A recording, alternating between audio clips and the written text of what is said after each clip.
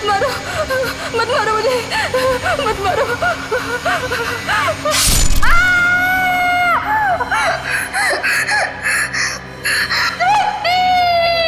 Oh no, ये तो जूही की चीख है। लगता है उसने वही पुराना सपना देखा है।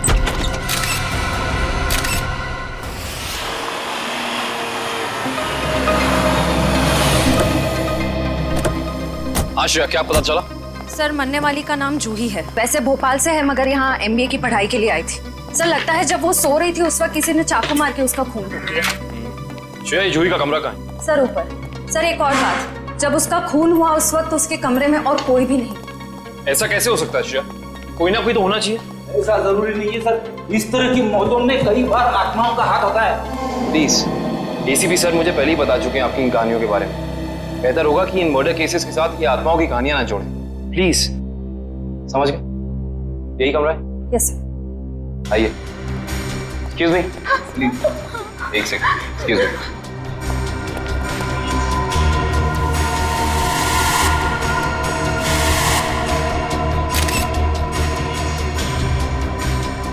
श्रेया, यहाँ पे चाकू का सिर्फ एक ही घाव है।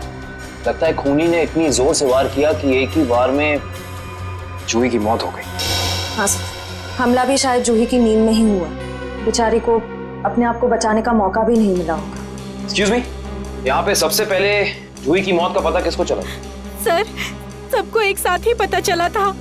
हम यहाँ कॉरिडोर में थे, अचानक से जूही के कमरे से चीखने की आवाज आई और अंदर आके देखा तो जूही की जान जा चुकी थी। उस समय कमरे में जूही के साथ और कौन था? सर, उस वक्त जूही के साथ कोई नहीं था। देखिए, आप लोग दोबारा याद करने की कोशिश कीजिए। हो सकता है कोई ऐसा जो उस वक्त भाग निकला हो। सर, भागने का तो सवाल ही नहीं उठता, क्योंकि डोर बाहर से बंद था और वो अंदर से। खूनी भागेगा भी तो कहाँ से भागेगा? एक मिनट, ये दरवाजा बाहर से बंद था, क्यों? सर, कई दिनों से जूही सो नहीं पा रही थी। अचानक नींद से जाग जाती थी और भागकर अपने कमरे से बाहर आ जाती थी। आज भी कुछ ऐसे ही हुआ। वो सो नहीं पा रही थी, मैंने उसको सुलाया और मैं बाहर आ गई और दरवाजा बाहर से बंद कर दिया। लेकिन इसे नींद क्यों नहीं आ रही थी? सर, कई दिनों से उसे डरावने सपने आ रहे थे। उसे ऐसा महसूस हो रहा था कि उसका सपनों में कोई खून करना चाह रहा है, उसकी कोई जान लेना चाह रहा है। हमें क्या पता था कि उसका सच में खून हो जाएगा। डरावने सपने? मैं कह रहा था ना, ये कोई आत्मा का ही चक्कर है।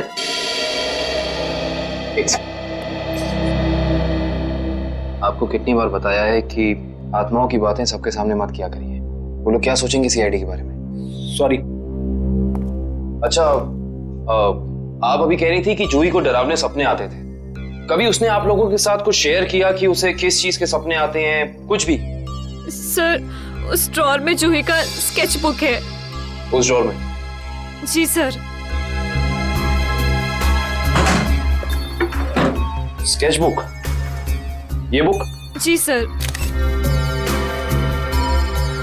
ये चाकू? सर, ये वही चाकू है जिसे लेकर कोई उसका पीछा करता था सपनों में, उसे मारने के लिए।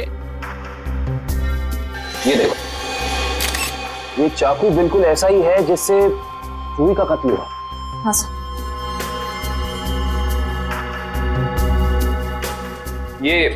ये सारी ड्राइंग्स जो हैं इस बुक में, ये क्या जूही अपने सपने में देखती थी? जी सर। सर, लगता है ये किसी अंदर वाले का ही काम है, जो कमरे के अंदर आसानी से आ सकता हो और जिसे जूही के सपनों के बारे में पता हो। क्या तुम्हारे अलावा और कोई ये स्केचबुक के बारे में जानता था? कोई नहीं।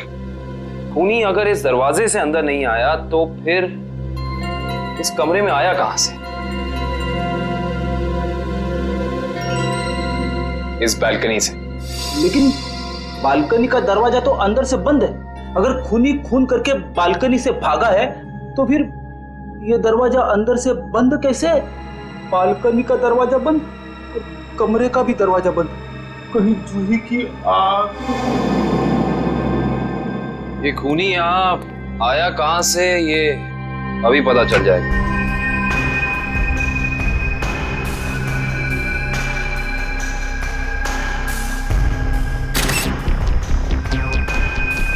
ये देखो, जूते के निशान। हो ना हो खूनी इसी बैल्कनी से चढ़कर आया। लेकिन बालकनी का दरवाजा तो अंदर से बंद था, तो फिर खूनी यहाँ ऊपर चढ़ के कमरे के अंदर आया कैसे होगा? ये भी पता चल जाएगा फ्रेडी जी। बस एक बार जूही के मौत के कारण पता चल जाए, कुछ तो होगा यहाँ, कोई सबूत कुछ तो होगा। इधर देखो, ये पाइप, इसी वाटर पाइप से चढ़कर खूनी इस बैल्कनी तक आया है।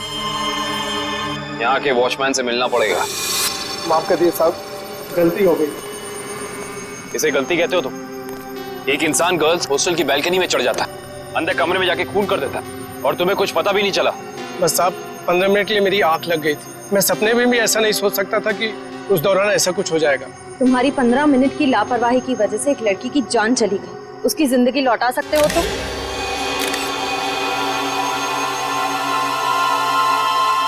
सर, ये जूता यहाँ झाड़ियों में पड़ा हुआ था। जूता यहाँ पे? हो ना हो, ये जूता उसी खूनी का है। सर, ये तो किसी आदमी का जूता लगता है। यानी बैल्कनी में जो इंसान चढ़ा था वो कोई आदमी था? सुनो, ये जूते को पहचानते हो? नहीं साहब। दोबारा याद करके बताओ, सही से याद करो। कोई इंसान यहाँ आया था जिसने ये लाल जूता पहना था? मैंने नहीं देखा, शायद अंजलि मैडम ने देखा हो, वो हमेशा रिसेप्शन पे बैठती है। ये अंजलि मैडम को बुलाओ, जाओ। जी सर। अगर ये जूता यहाँ है तो कुछ और भी जरूर होगा, ढूंढते हैं।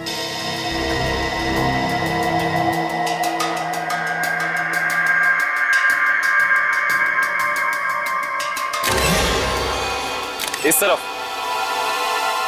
ये जूतों के निशान। एक जूते का निशान थोड़ा गाढ़ा है और दूसरे का हल्का।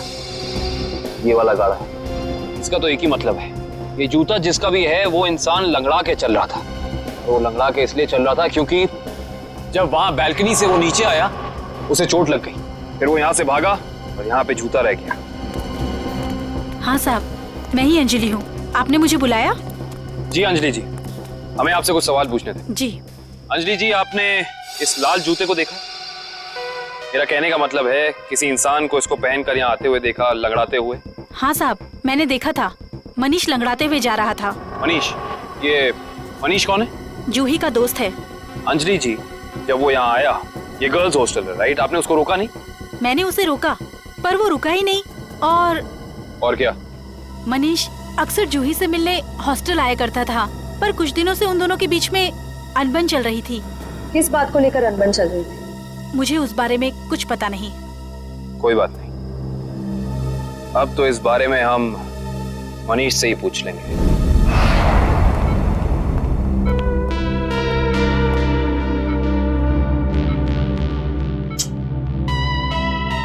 मनीष, कैसे हो यार?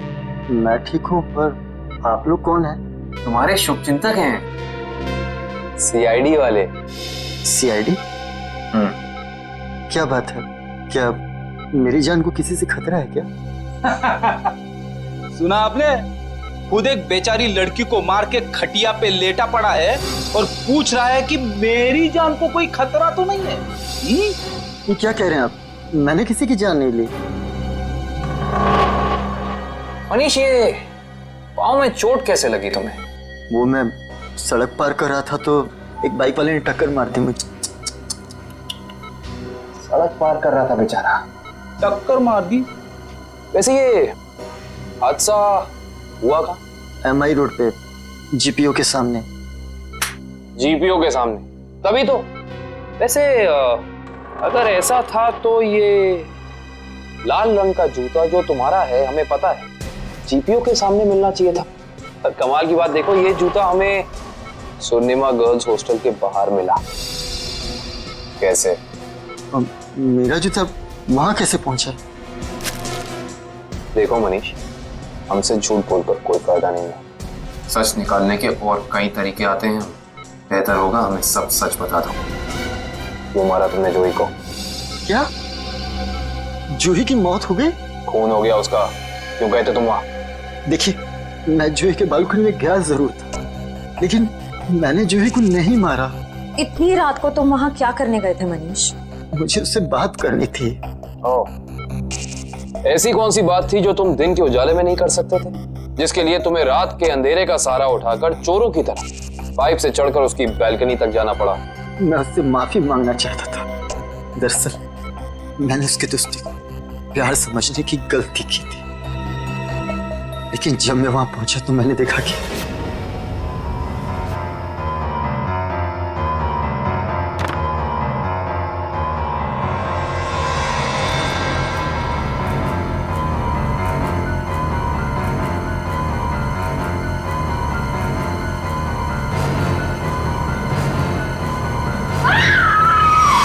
शर्म आनी चाहिए तुम्हें मनीष।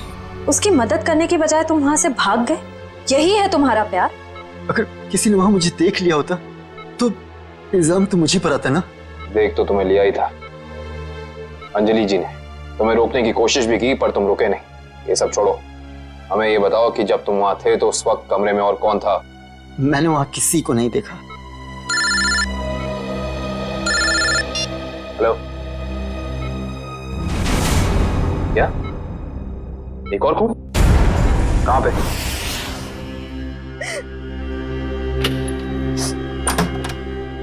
आप कौन? हम लोग सीआईडी से। आइए।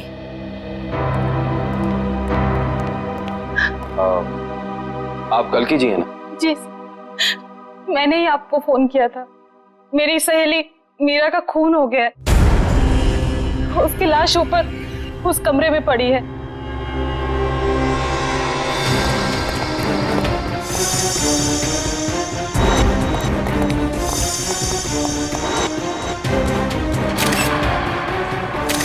श्रेया, ये चाकू तो बिल्कुल वैसा ही लग रहा है जैसा जूही की मौत में यूज हुआ था। हाँ सर, लगता है किसी सीरियल किलर का काम। सीरियल किलर का भी हो सकता है और किसी ऐसे इंसान का भी जो दोनों जूही और मीरा को जानता है। वो यहाँ आया और उसने मीरा की जान भी इसकी नींद में ले ली। मतलब दो खून हूबहू एक ही तरीके से। सर, हाँ, लाश की हालत को देखकर लगता है कि इसकी मौत को 3-4 घंटे हो चुके हैं। 3-4 घंटे? लेकिन श्रेया, जूही की मौत को भी तो 3-4 घंटे ही हुए हैं। एक खूनी एक ही वक्त पे दो जगह पे कैसे हो सकता है? मैं तो कह रहा हूँ जरूर ये किसी आत्मा का ही चक्कर है। रेडी प्लीज, ये किसी आत्मा का चक्कर नहीं है।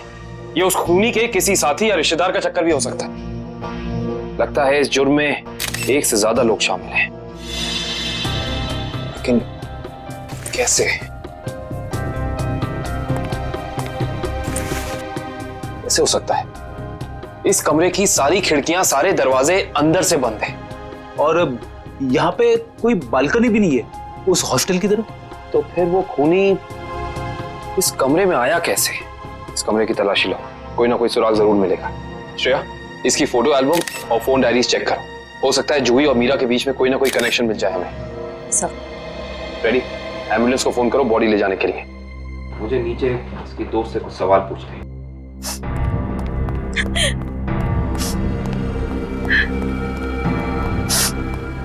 कालकी जी। जी। आपको मीरा की मौत के बारे में कब पता चला? रात को मैं काफी देर से ऑफिस से लौटी तो मैं इस कॉरिडोर से गुजर रही थी कि तभी मुझे मीरा के चीखने की आवाज सुनाई दी। मैं दौड़ती हुई उसके दरवाजे तक आई। मीरा का दरवाजा खटखटाया पर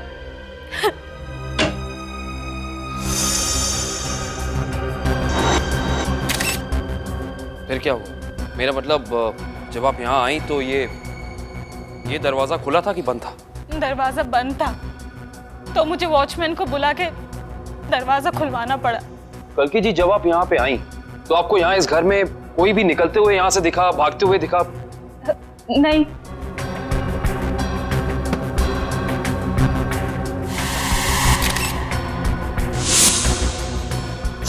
कालकी जी, आपकी दोस्त मीरा काम क्या करती?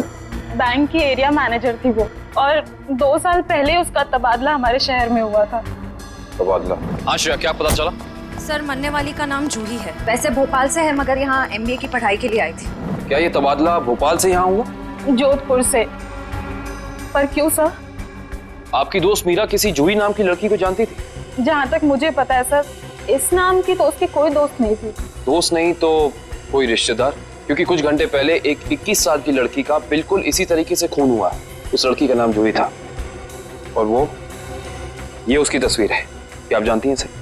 नहीं। आप जानती?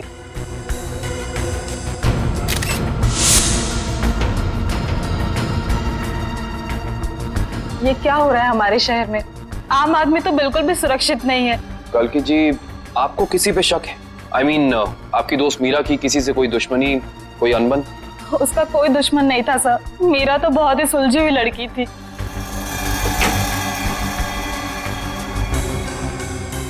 अच्छा, ये तस्वीर देखिए। इस आदमी का नाम मनीष है। क्या आप इसे जानती हैं? नहीं सर। सर, आशा, मैंने मीरा के सारी डायरीज, सारे एल्बम्स चेक किए। मीरा और जूही के बीच कोई कनेक्शन नहीं है, कोई संबंध नहीं है। कोई ना कोई संबंध तो जरूर है, वरना ये खूनी सिर्फ इन्हीं दोनों लड़कियों को निशाना क्यों बनाएगा? कुछ तो है जो हमें समझ नहीं आ रहा है।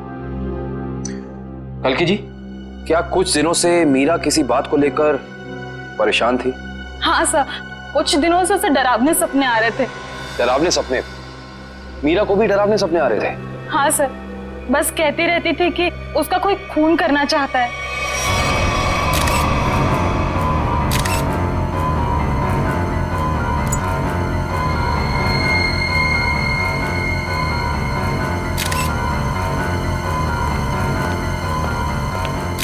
ये कैसे हो सकता है सर? जूही और मीरा को ठीक एक तरीके के सपने कैसे आ सकते हैं? सर, खूनी के अंदर आने का रास्ता तो नहीं मिला है, लेकिन ये स्क्रू मिला है मीरा के बेड के नीचे से। एक काम करिए, वॉचमैन से पूछताछ कीजिए, देखिए क्या पता चलता है मीरा के बारे में। तब तक इस स्क्रू की गुत्थी को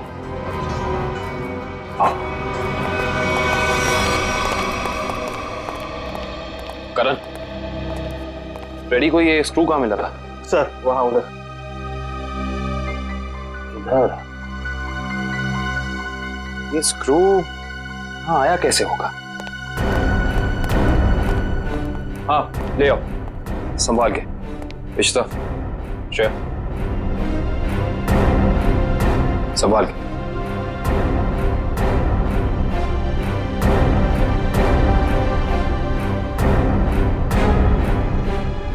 इश्ता,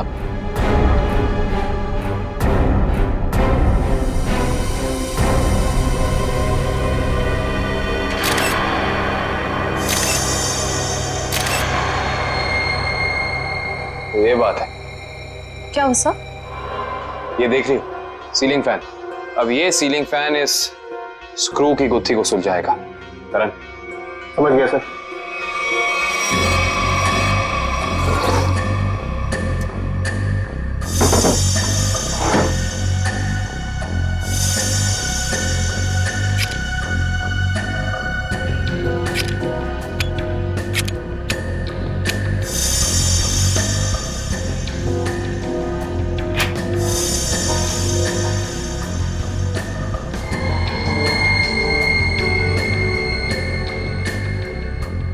फैन को उल्टा करो।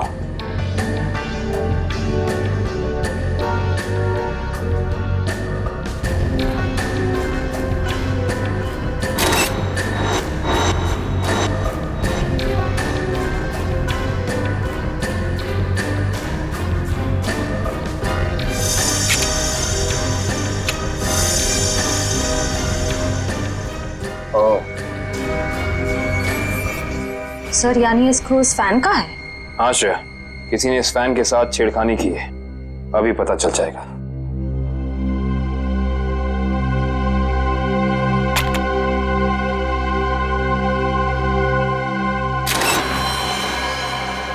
ओह माय गॉड, तो ये बात है, मतलब चाकू इसके अंदर था।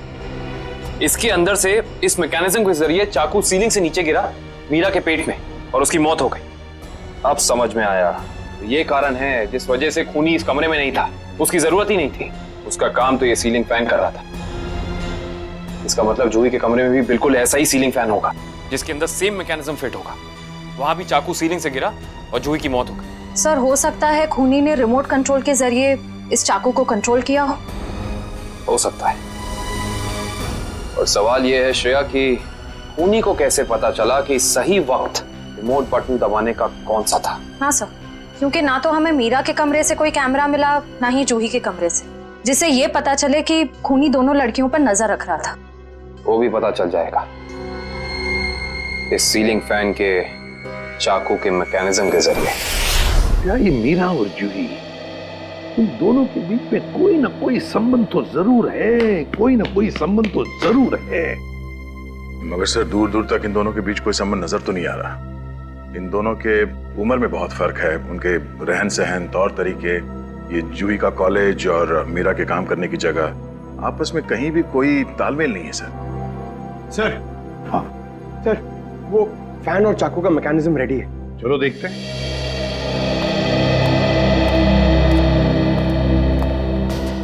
पंकज, रिमोट ऑन करो।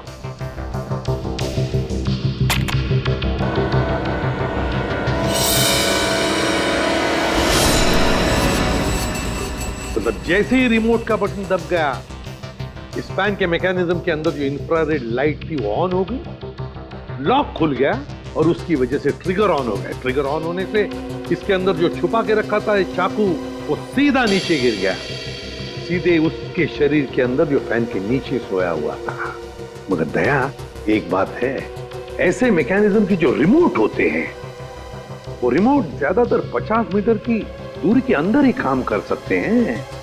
तो फिर जरूर जहां पर मीरा और जूही रहती थी उसके आसपास ही ये आदमी खड़ा था। जिसने भी ये किया है वो 50 मीटर की दूरी के अंदर ही खड़ा था। वहां से उसने रिमोट चलाया और खून कर दिया मीरा और जूही का।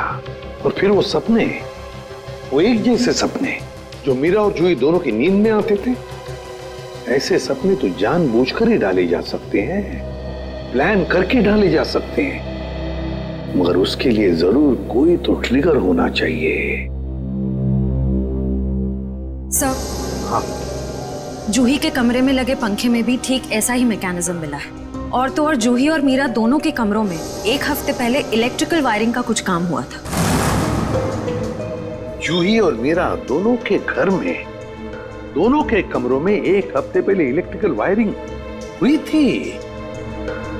कहीं ऐसा तो नहीं कि वही इलेक्ट्रीशियन है जिसने दोनों के घरों में इलेक्ट्रिकल का काम कर दिया और फिर खून भी उसी ने किया?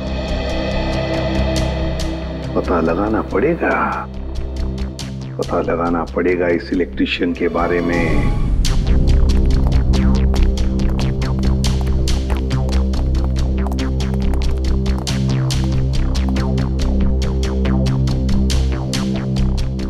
ना ही मीरा के मोबाइल पे कोई अलार्म था और ना ही जूही के मोबाइल। फिर दोनों को एक ही वक्त एक जैसे सपने कैसे आ सकते हैं? इसका मतलब सपने ट्रिगर करने वाला मैकेनिज्म यहीं कहीं है। सर, ये देखिए, इस पे अलार्म है, लेकिन सुबह 6 बजे का। 6 बजे का? पर मीरा की मौत तो 3 बजे हुई थी, तो सपने शुरू करने का ट्रिगर लगभग 1 या 1.5 के बीच का होना चाहिए। यह भी तो हो सकता है कि किसी ने मीरा को सम्मोहित कर दिया। ऐसा नहीं हो सकता फ्रेडी, क्योंकि अगर ऐसा होता तो मीरा के दिन भर का हाव भाव, चाल चलन सब प्रभावित होता। पर ऐसा नहीं हुआ। नहीं, कुछ है यहाँ जो हम अभी तक देख नहीं पा रहे। ढूंढो, यही है।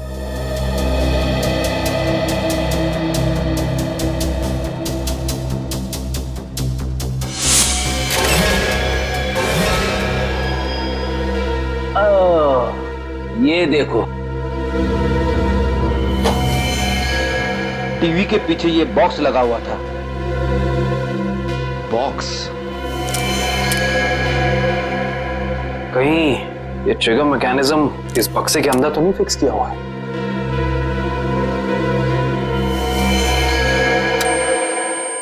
अरे अरे, अलार्म बंद करो! ये आवाज मेरे कान के पर्दे फाड़ डाली। सर, कौन सी आवाज? यहाँ कोई अलार्म नहीं बज रहा है। अरे इतने जोर से बज रहा है, सुनाई नहीं दे रहा है। बंद करो। हाँ, बज तो रहा है, लेकिन बहुत धीमी आवाज में। बंद करो, बंद करो। बंद हो। Thank you. इतना भद्दा अलार्म मैंने जिंदगी में नहीं सुना। सोने वाला उठेगा नहीं, हार्ट अटैक से सीधे ऊपर चला जाएगा। मगर सर, अलार्म की आवाज सिर्फ आपको कैसे सुनाई दी? हो सकता है श्रेया, क्योंकि ये लो फ्रीक्वेंसी अलार्म है। श्रेया, ये सिर्फ उन लोगों को सुनाई देता है जिनकी साउंड टॉलरेंस और सुनने की शक्ति इसकी ध्वनि से मेल खाती हो। यानी फ्रेडी सर की तरह जूही और मीरा भी इस अलार्म की आवाज को सुन सकती थी। वो ये बात नहीं जानता था। उसने इस ध्वनि का इस्तेमाल सिर्फ उनके दिमाग को कंडीशन करने के लिए किया, ट्यून करने के लिए। ताकि उन्हें वो डरावने सपने दिखा सके। लेकिन डरावने सपनों का कोई संबंध ही नहीं था इस मौत से। अगर वो चाहता तो बिना सपनों के भी मार सकता था उन्हें। मार सकता था, पर शायद वो ऐसा चाहता नहीं था। खूनी अपने शिकार के साथ खेलना चाहता था, तड़पाना चाहता था, फिर उनकी नींद में उन्हें एक गहरी मौत देना चाहता था। इंटरेस्टिंग। करण सर, कल की को बुला के लाइए। जी। को ये देखो।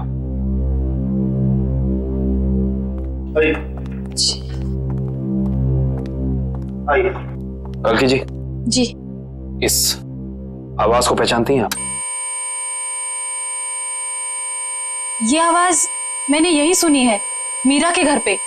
कब? करीब 3-4 दिन पहले, जब वो अपने लैपटॉप पे काम कर रही थी तब।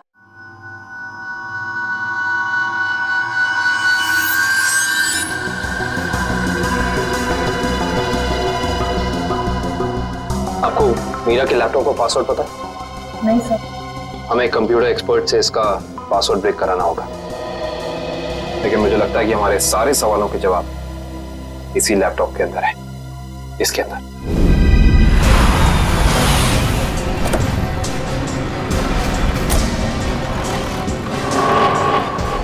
भाई साहब, हम लोग सीआईडी से। सीआईडी से? क्या हुआ साहब? हमें पता लगा है कि पिछले हफ्ते आपका एक इलेक्ट्रिशियन वायरिंग करने के लिए इस एड्रेस पे गया। हाँ साहब, गया तो था, पर हुआ क्या? इन दोनों जगहों पे एक एक खून हुए और हमें शक है कि ये खून आपके इलेक्ट्रिशियन ने किया है। मेरे इलेक्ट्रिशियन? हाँ, और वो भी पंखे में चाकू फिट करके। अरे बाप रे, पंखे में चाकू? जी हाँ। और आप ये बताइए कि इन दोनों जगहों पे आपका कौन सा इलेक्ट्रिशियन गया था? मंगेश गया था सर, पर आज वो आया नहीं है। इस मंगेश का एड्रेस तो है ना तुम्हारे पास? हाँ, मंगेश का एड्रेस लेके ना। सर, वो लैपटॉप का और ईमेल का पासवर्ड खुल गया। Very good job, thank you very much. काबिन, जरा लैपटॉप चेक करो। जी। देखो वो ऑडियो फाइल है क्या इसमें जिससे सपने आते थे उसे।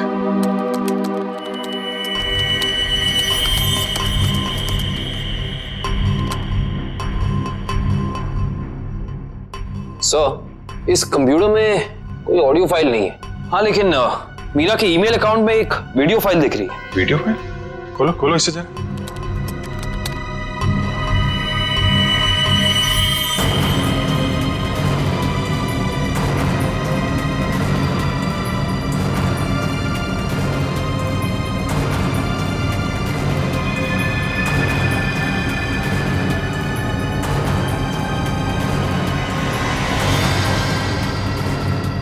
सर, ये सारे विजुअल तो मैंने जूही की स्केचबुक में देखे हैं। स्पेशली ये नाला, ये बोर्ड और मास्क पहना हुआ आदमी, तीनों। इसका मतलब खूनी ने जूही और मीरा दोनों को चेतावनी भेजी थी। उन लोगों को हमारे पास आना चाहिए था मदद मांगने। जरा ये फाइल फिर से चलाना।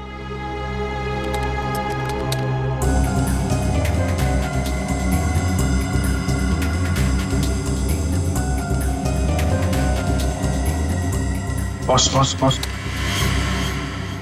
बंजारा रोड, जो शहर के पश्चिमी हिस्से में है ना? Yes sir. मतलब जो कुछ हुआ है बंजारा रोड पे ही हुआ है। क्या? ठीक है, ओके। सर, उस इलेक्ट्रिशियन मंगेश का जो पता मिला था वो नकली है सर। कोई बात नहीं, स्केच बनवाओ उसका और अपने डेटाबेस में चेक करो। बंजारा रोड, वहां जाके देखना पड़ेगा। सब लोग बाहर ध्यान रखना।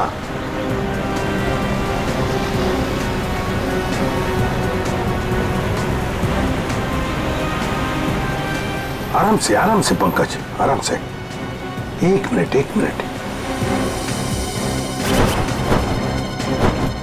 यह है ना एक सूखा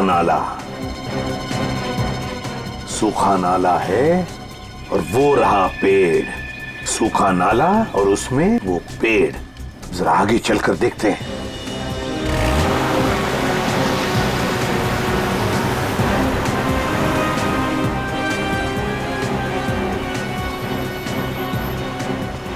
एक मिनट पंकज, एक मिनट।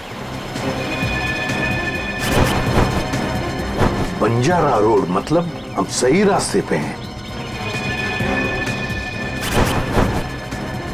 सर वो देखिए, वो पुराना घर जो हमें वीडियो में दिखा था। चलो आगे देखते हैं। मगर खूनी जगह का वीडियो बना के मीरा और जूही को भेज क्यों रहा था? शायद उन दोनों को अपने अतीत का याद दिलाने के लिए।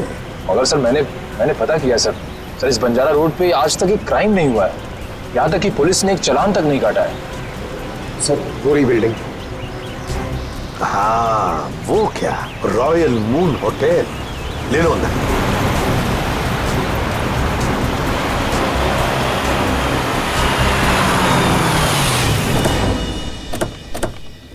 हाँ, इलेक्ट्रिशियन का स्केच मैच नहीं हो रहा है तो कोई बात नहीं, ठीक है। वेलकम सर, कहिए मैं आपकी क्या सहायता कर सकता हूँ? हम लोग सीआईडी से हैं। दरअसल एक केस के सिलसिले में कुछ पूछताछ करनी थी आपसे। सीआईडी? बाबा पूछिए, क्या पूछना चाहते हैं आप? वैसे जरा बताइए, कुछ दिन पहले क्या आपके होटल के बाहर कोई किसी तरह की वीडियो शूटिंग कर रहा था? शूटिंग? नहीं सर, हमारी होटल के बाहर शूटिंग या फोटोग्राफी की अनुमति नहीं है। ये दो फोटोग्राफ दो लड़कियों के, एक का नाम मीरा है, एक का नाम जूही है। क्या ये लड़कियां आपके यहाँ कभी ठहरी थी, कभी आई थी? सर हमारे यहाँ रोज बहुत सारे कस्टमर आते हैं, ये बता पाना थोड़ा मुश्किल है। मैं समझ सकता हूँ, लेकिन हो सकता है आपके रिकॉर्ड में हो कुछ इनके बारे में। जरा देखिए। अलका जरा रिकॉर्ड चेक करना। सर। हाँ सर, ये दोनों गेस्ट हमारे होटल पे रुके थे पिछले साल 17 मई 2013। 17 मई 2013 मतलब एक साल पहले। तो क्या एक साथ आई थी या अलग अलग? नहीं, अलग अलग। सर इन दोनों के पास शहर में रहने के लिए जगह है, एक घर में रहती है और एक हॉस्टल में रहती है, फिर ये दोनों यहाँ किस लिए आई थी? कोई तो वजह होगी ना पंकज, कोई तो वजह होगी। क्या आप रिकॉर्ड देख सकता हूँ 17 मई 2013 का? Sure sir. 17 मई 2013 काफी सारी लड़कियां आई थी उस दिन आपके होटल में। कोई फंक्शन वगैरह था क्या? हाँ सर, हो सकता है, क्योंकि हमारे होटल के पास में एक कम्युनिटी हॉल है। वहाँ आए दिनों फंक्शंस होते रहते हैं। अच्छा, कस्टमर का नाम रवि, 5 टैक्सीज बुक की थी उसने, 5।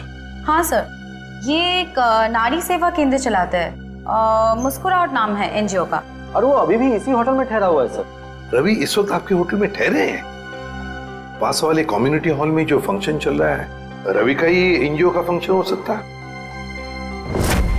रवि सर, मैं आपका जितना भी शुक्रिया अदा करूं उतना कम है। आप सोच नहीं सकते, ड्रग्स के नशे से मुक्ति मिलने के बाद मैं जिंदगी के ऐसे ऐसे रंग देख रहा हूं जिन्हें ड्रग्स के नशे ने अंधकार में डाल दिया था। वेरी गुड मिश्रा, लेकिन इसमें मुझे शुक्रिया कहने की कोई जरूरत नहीं। ये सब तुम्हारे धैर्य और दृढ़ इच्छा शक्ति का कमाल है। हाँ, लेकिन अब उस सफेद जहर को कभी पलट कर भी देखना मत। हाँ? Okay sir. माफ कीजिएगा रवि जी, आपको मैं इंटरप्ट कर रहा हूँ, लेकिन ये जरूर कहूंगा कि आप बहुत ही अच्छा काम करते हैं, बहुत ही पुण्य का काम करते हैं हमारे देश के नौजवानों को ड्रग्स में से बाहर निकाल कर। सर आप एसीपी प्रद्युमन है ना सर? जी हाँ, मैं एसीपी प्रद्युमन। सर हमने बहुत किस्से पढ़े हैं सर आपके बारे में, और तभी से आपसे मिलना चाहता था सर, लेकिन अब आप सर बैठेंगे सर प्लीज? नहीं। सर क्या लेंगे सर आप? चाय, कॉफी, कुछ? एक ठंडा लेमन आइस टी। जी, ठंडा लेमन आइस टी तो नहीं मिलेगी, साधारण चाय चलेगी। रवि जी हमें कुछ नहीं चाहिए, कुछ नहीं चाहिए, थैंक यू वेरी मच। बस एक जरूरी काम है आपके पास। 2 लड़कियों के बारे में हम कुछ इंफॉर्मेशन चाहते हैं। अब कौन सी 2 लड़कियां सर? ये जूही और ये मीरा, क्या आप बता सकते हैं कि पिछले साल ये दोनों आपके इस एनजीओ में आई थी? जूही और मीरा? हाँ सर, ये सर आई थी दोनों यहाँ पर। एक्चुअली सर इन्हें भी ड्रग्स के नशे की बुरी लत पड़ गई थी सर, इसलिए ये दोनों आई थी यहाँ हमारा सेमिनार अटेंड करने के लिए। लेकिन सर इस बात को तो करीब 1 साल हो गया है, अब इनके बारे में पूछताछ। इन दोनों लड़कियों का खून हुआ है। क्या खून हो गया? लेकिन सर कैसे, किसने किया सर? बस वही पता लगाना है, इसलिए हम चाहते हैं कि अगर आपको इन दोनों के बारे में कोई खास बात मालूम हो, कोई यादें हो आपके पास इनके बारे में, तो मदद हो जाएगी हमारी तहकीकात करने में। कोई खास बात इस वक्त तो याद। हाँ सर याद आया सर, एक लड़की थी मोनिका, इन दोनों को उसकी चिंता बहुत सताती रहती थी सर। मोनिका? जी। क्या वो भी यहाँ आपके ड्रग रिहैबिलिटेशन सेंटर में आई थी? आई तो थी सर यहाँ पर, लेकिन वो ड्रग्स के खिलाफ अपनी लड़ाई जीत नहीं पाई सर। दरअसल सर 1 साल पहले अपनी बिल्डिंग की छत से कूदकर उसने आत्महत्या कर ली थी सर, ड्रग के नशे में। मोनिका ने आत्महत्या कर ली? जी सर। उसका पता तो होगा ना आपके पास? जी सर, मोनिका का एक ही सगा भाई है, अमित। मोनिका की मौत के बाद सारी प्रॉपर्टी, सारी जायदाद उसी के नाम हो गई। तो क्या मोनिका के भाई ने प्रॉपर्टी के लिए अपनी बहन का खून किया? ये भी तो हो सकता है कि मोनिका ने आत्महत्या की हो। मैंने कहा ना, काम हो जाएगा। जी कहिए। आपका नाम अमित है? जी हाँ, मगर आप लोग? सीआईडी। मोनिका के बारे में कुछ सवाल करने थे आपसे। ओह, 1 साल हो गया मेरी बहन को मरे, लेकिन अब भी कोई ना कोई आकर मेरे पुराने जख्म को रहता रहता है। पूछिए, क्या पूछना है आपको? देखिए अमित जी, हम आपका दुख समझ सकते हैं, मगर क्या करें, 2 खून हुए, इसलिए आपकी बहन के बारे में कुछ सवाल करने आए हम लोग। 2 खून? मगर किसके? जूही और मीरा का। ये दोनों आपकी बहन मोनिका के दोस्त थे ना? हाँ, बदकिस्मती से ये मेरी बहन के दोस्त थे। बदकिस्मती से? क्यों? वैसे तो मीरा और जूही तुम्हारी बहन की बहुत फिक्र करते थे। अगर सच में उन्हें मेरी बहन की फिक्र होती तो वो फिर से उसे ड्रग्स की खाई में ना धकेलते। क्या वो दोनों फिर से मोनिका को ड्रग्स की लत लगाना चाहते थे? हालांकि वो दोनों खुद ड्रग्स से छुटकारा पाना चाहते थे। मुझे नहीं पता कि वो आदत से छुटकारा पाने आए थे या दोबारा ड्रग एडिक्ट्स को बढ़ावा देने, लेकिन इस काम में एक और भी था उनके साथ। हाँ, विशाल। विशाल? ये विशाल कौन? विशाल जूही और मीरा को ड्रग्स देता था और ये बात मोनिका जान गई थी। लेकिन जब लोगों को पता चला कि मोनिका को उनका राज पता है, तो उन्होंने उसे फंसाने के लिए उसके बैग में ड्रग्स डाल दी। वो पकड़ी गई, उसके ऊपर पुलिस केस भी हुआ। वो ये सदमा बर्दाश्त नहीं कर सकी और उसने आत्महत्या कर ली। सर, कोई तो है जो मोनिका की मौत का बदला ले रहा है। जूही और मीरा पहले ही मर चुकी हैं। अब अगला नंबर शायद विशाल का। अमित, कल रात तुम कहाँ थे? आप मुझ पे शक कर रहे हैं? क्या करें, शक करने की आदत जो है हमें। और फिर तुम तो अपनी बहन के सबसे करीबी हो ना। मुझसे ज्यादा करीबी तो उसका मंगेतर था, रणविजय। दोनों ने जन्मों जन्मों तक साथ रहने की कसमें खा रखी थी। रणविजय? ये रणविजय यही है ना? हाँ, यही तो है वो। लेकिन रणविजय का स्केच आपके पास कैसे? हो सकता है मीरा, जूही और मोनिका की मौत का राज रणविजय जानता हो। Thank you Ranvijay. सब वो रहा विशाल का घर। विशाल की जान को खतरा हो सकता है।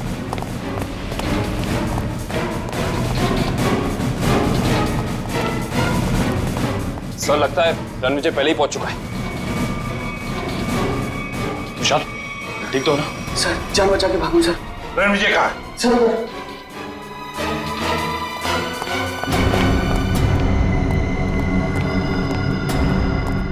यहाँ तो कोई भी नहीं है। सर, शायद यहाँ से भागा होगा। रणविजय! कोई मत हिलना, इसको मालूम नहीं दो। छोड़ दो उसे, छोड़ दो। देखिए, वैसे तो मुझे सीआईडी वालों से काफी लगाव है, पर अगर सीआईडी ने मेरे साथ कोई होशियारी की ना, तो ये बात मुझे अच्छी नहीं लगेगी। चाकू नीचे फेंक दो। फेंक दो चाकू। डरो मत, कुछ नहीं करूंगा तुम्हारे इस मोटू ऑफिसर को। मोटू मत बोल, टाइटिंग कर रहा हूं आजकल। देखो, मुझे अपना काम करने दो। बेवकूफी मत करो, नहीं बच पाओगे तुम। अरे बचना किसको है? एक बार मैं इस विशाल को मार दूं, भले मुझे फांसी हो जाए, मुझे मंजूर है। देखो रणविजय, ये सब करने से क्या मोनिका वापस आएगी? भले ही वापस ना, लेकिन मेरे बदले की आग तो पूरी होगी। इन तीनों ने रातों की नींद उड़ा दी थी मोनिका की, इसलिए मैं भी इनके साथ वही कर रहा हूं। इन्हें तड़पा तड़पा कर मारूंगा मैं। देखो रणविजय, मोनिका के साथ जो कुछ भी हुआ ठीक नहीं हुआ। इन तीनों की वजह से बेचारी को जेल जाना पड़ा, बदनामी हुई। नहीं, रात रात भर सो नहीं पाती थी वो, बुरे बुरे सपने देखकर जाग जाती थी। ये विशाल ने मोनिका का बंजारा रोड पे पीछा किया था उसे मार डालने के लिए, इसलिए मैंने भी इन्हें पहले बुरे बुरे सपने दिखाए और अब मैं इन्हें मौत की नींद सुला रहा हूं। रणविजय, ये तुम क्या करने जा रहे हो? विशाल को उसके किए की सजा कानून देगा। अरे कानून का क्या गया, प्यार तो मैंने अपना खोया है ना।